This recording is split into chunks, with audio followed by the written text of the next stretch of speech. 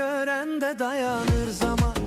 Gözlerim sende, dillerim dalgalan. Bir adım atsan dünya yerinden çıkar.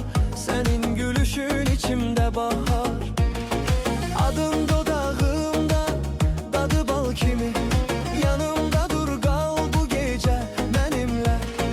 Kalbim deyir ki daha geç değil. Sen gelende her şey güzelleşir.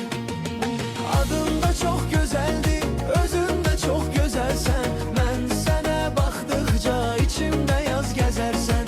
Adın da çok güzeldi, özün de çok güzelsen.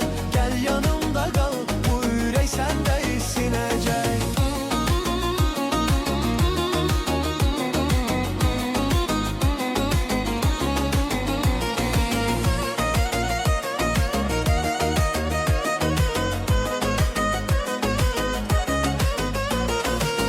Saçına düşen ışık kızıl renk alır. Sen gülende bütün dertler azalır. Bir sohbetin var adamı aparır. Sen gelende bu evde canlanır. Adım dodağımda, tadı bal kimi. Yanımda dur kal bu gece benimle. Kalbim deyir ki daha geç değil. Sen gelende her şey güzelleşir.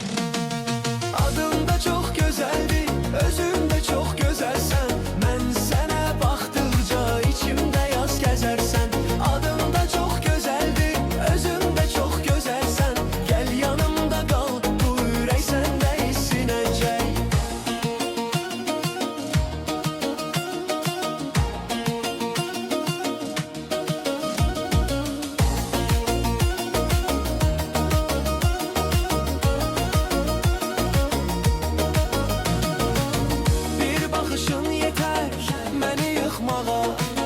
Bir sözün yeter məni yaşatmağa.